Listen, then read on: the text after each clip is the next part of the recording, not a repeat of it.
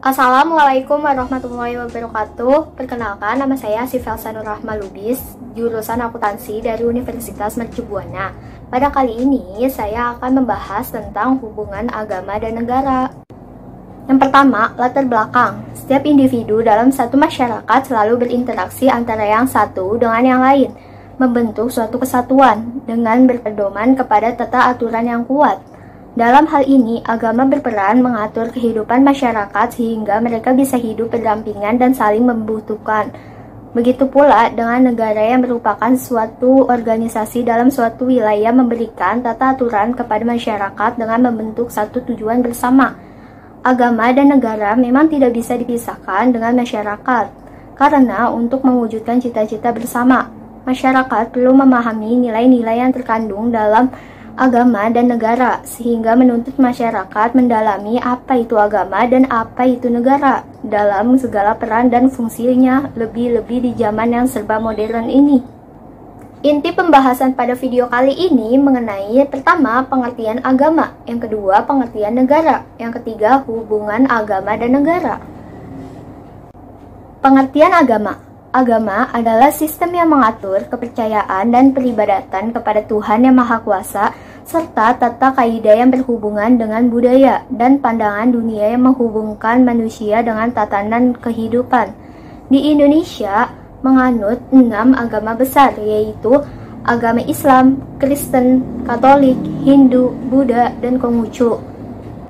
Selanjutnya yaitu pengertian negara. Negara adalah organisasi yang dalam suatu wilayah dapat melaksanakan kekuasaan secara sah terhadap semua golongan kekuasaan lainnya dan yang dapat menetapkan tujuan-tujuan dari kehidupan bersama, yaitu negara menetapkan cara-cara dan batasan-batasan di mana kekuasaan itu dapat digunakan dalam kehidupan bersama, baik oleh individu maupun golongan atau asosiasi ataupun oleh negara sendiri.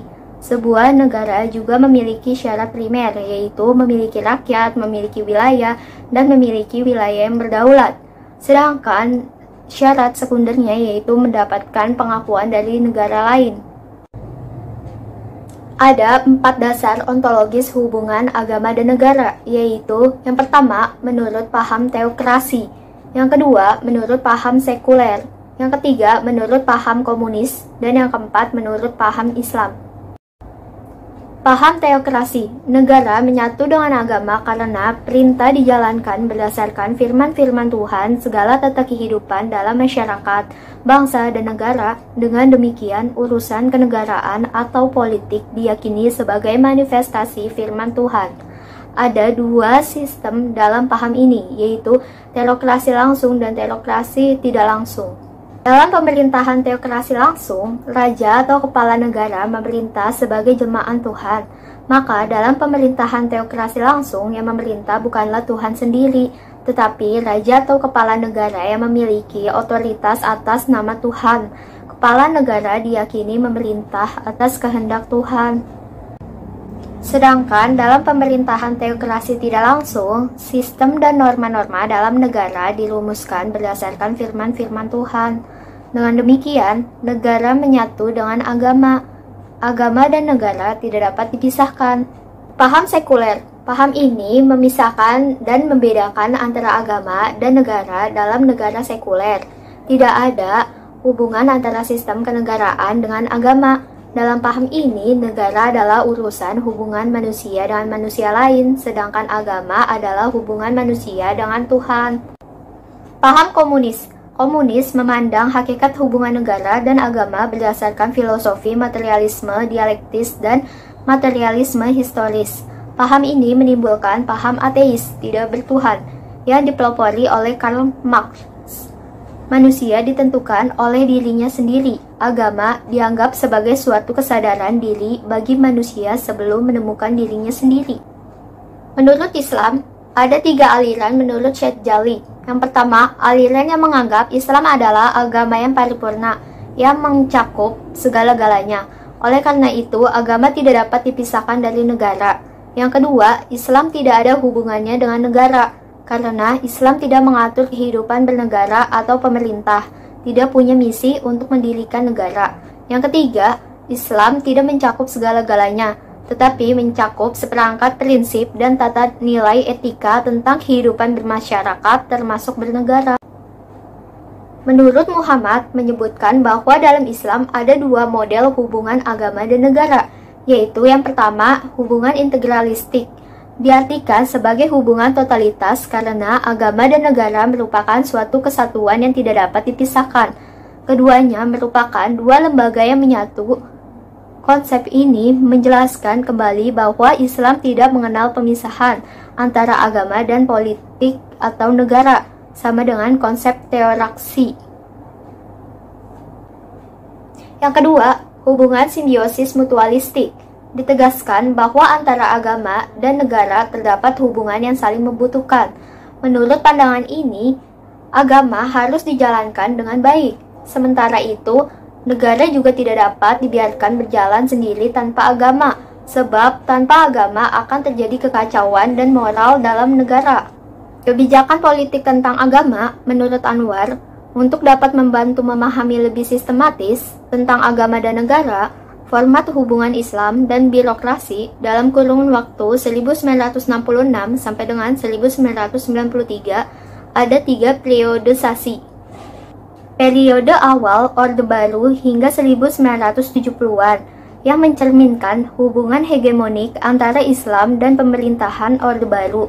Periode ini ditandai dengan kuatnya negara yang secara ideopolitik menguasai wacana pemikiran sosial politik di kalangan masyarakat.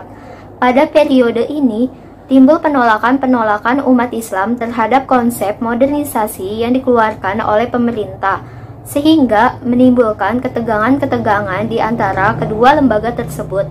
Inilah yang disebut hubungan tidak serasi antara Islam dan negara.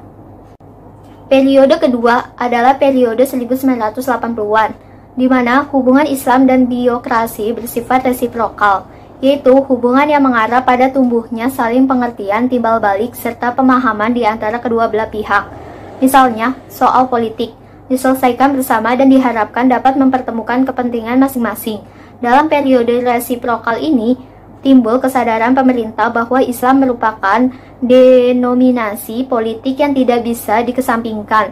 Tindakan memarginalkan Islam adalah tindakan yang tidak menguntungkan. Jajaran birokrasi menyadari bahwa para intelektual Islam mempunyai potensi yang amat signifikan dalam pembangunan bangsa. Periode ketiga yaitu dekade 1990-an. Berkat artikulasi dan peranan cendekiawan Muslim, hubungan Islam dan Orde Baru berkembang menjadi akomodatif. Hal tersebut ditandai dengan semakin responsifnya kalangan birokrasi dan sejumlah kebijakan yang akomodatif bagi umat Islam. Kebebasan politik yang ditandai dengan munculnya 48 parpol peserta pemilu 1998 sampai dengan 1999 merupakan salah satu indikator bahwa pemerintah mengurangi intervensi politik kepada warga negara. Hal ini pun masuk ke dalam sektor agama, kebebasan pemeluk mengamalkan ajaran agama. Jadi, kesimpulannya, manusia beragama karena memerlukan sesuatu dari agama tersebut. Manusia juga memerlukan petunjuk-petunjuk untuk kebahagiaan hidupnya di dunia dan di akhirat. Dengan agama, manusia juga mendapatkan nilai-nilai moral yang universal dan hal-hal yang tidak dapat dicapai dengan akalnya semata. Dan manusia juga tidak dapat hidup dengan teratur tanpa adanya negara. Mereka juga tidak akan hidup dengan tertib dan menjamin keamanan bersama tanpa adanya negara. Tanpa adanya wilayah, ketertiban umum bagi masyarakat juga tidak mungkin terjamin. Maka dari itu, agama dan negara saling berhubungan. Jadi, saran yang dapat saya sampaikan, sebagai penganut agama dan warga negara, diharapkan agar kita berpegang teguh terhadap tata nilai yang ada di dalam ajaran agama dan aturan dalam menjalin hubungan dengan individu yang lain dalam masyarakat, demi mewujudkan tujuan bersama. Cukup sekian video dari saya, semoga video ini bermanfaat untuk kalian. Assalamualaikum warahmatullahi wabarakatuh.